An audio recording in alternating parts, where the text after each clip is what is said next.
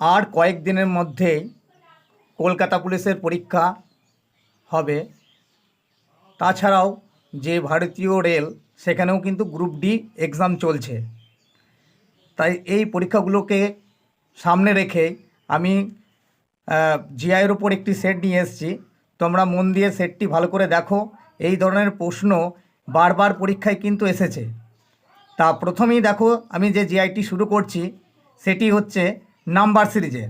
Number সিরিজের অঙ্ক করতে গেলে তোমাকে কিছু বেসিক মাথায় রাখতে হবে, যেমন স্কোয়ার, কিউ, নামতা, বিভাজ্যতা, মৌলিক যৌগিক এর কনসেপ্টগুলো তোমার মাথায় রাখতে হবে। তাহলে আমরা যখন প্রথমেই একটা নম্বর সিরিজের অঙ্ক করব তখন আমাকে এই জিনিসগুলো মাথায় রেখে আমাকে অঙ্কটা করার চেষ্টা করতে হবে। দেখো, প্রথমেই আমি যে অঙ্কটা দিয়েছি 5, 6, 10, 5, 6, 10, 19, 35, তারপর জিজ্ঞাসা চিহ্ন কত বসবে। তাহলে এখানে প্রথমেই তোমাকে দেখতে হবে কত বাড়া কমা করছে, তাহলে কত বাড়ছে বা কমছে। এখান থেকে আমি দেখছি 5 থেকে 6 যাচ্ছে, তাহলে কত বাড়ছে 1।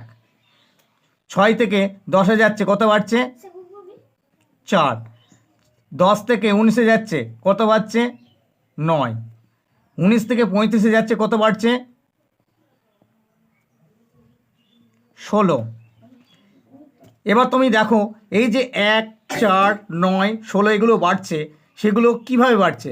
1 স্কোয়ার 1, 2 স্কোয়ার 4, 3 স্কোয়ার 9, 4 স্কোয়ার 16। তাহলে এমন একটা সংখ্যা বাড়বে, কত বাড়বে এরপর নিশ্চয়ই 5 স্কোয়ার বাড়বে।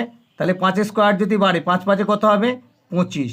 তাহলে 35 আর 25 যোগ করলে কত হবে 60 বা 60। তাহলে আমার এটার অ্যান্সার কত হবে 60।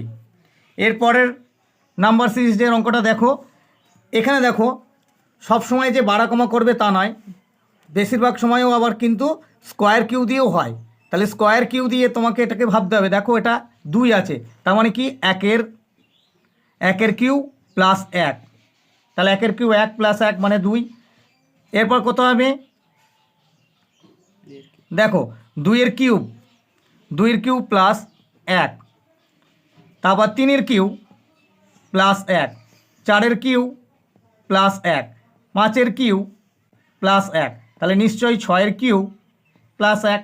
তাহলে 6 কিউ 216 প্লাস 1, তার মানে 217। তাহলে আমার অ্যান্সারটা কত হবে এখানে 217।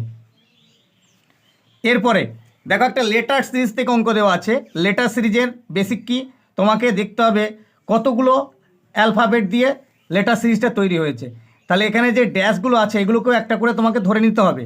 তাহলে 1, 2, 3, 4, 5, 6, 7, 8, 9, 10, 11, 12। তাহলে টোটাল আমি 12টা অ্যালফাবেট দিয়ে সিরিজটা আছে। তাহলে 12কে যদি আমি ভাঙি, এইভাবে আমাকে দেখে নিতে হবে। 12কে যদি আমি ভাঙি 3 × 4, তাহলে হয় 3 3, নাহলে 4 4 সিরিজে আছে। তাহলে 1 2 3, 3টে দিয়ে একটা 1 2 3, 1 2 3, 1 2 3।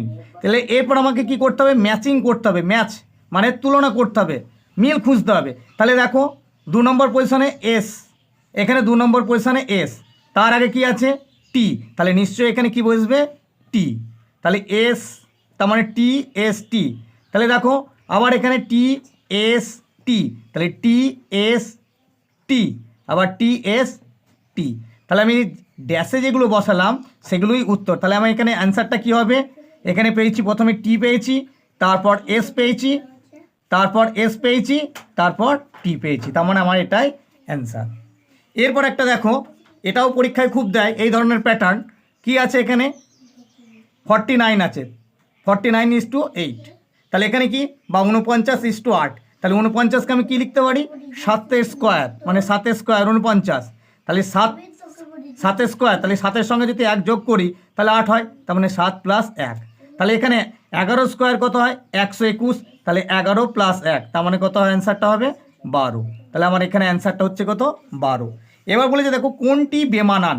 তাহলে বেমানান এটাও পরীক্ষায় খুব দেয়। তাহলে বেমানান করতে গেলে মানে কোনটা আলাদা, এখানে 4টে অপশান দেওয়া আছে, কোন অপশানটা এখানে আলাদা হবে সেটাই উত্তর হবে। তাহলে সান মানে সূর্য, ইউনিভার্স মানে টোটাল বিশ্ব ব্রহ্মাণ্ডকে বলছে, মুন মানে চাঁদ, স্টার মানে তারা। তার মানে কি টোটালটা দেখো সান মুন স্টার টোটালটা ইউনিভার্সালের অংশ, তাহলে আমার অ্যান্সারটা কী হবে এখানে বি। তাহলে এটা রাইট অ্যান্সার হচ্ছে বি।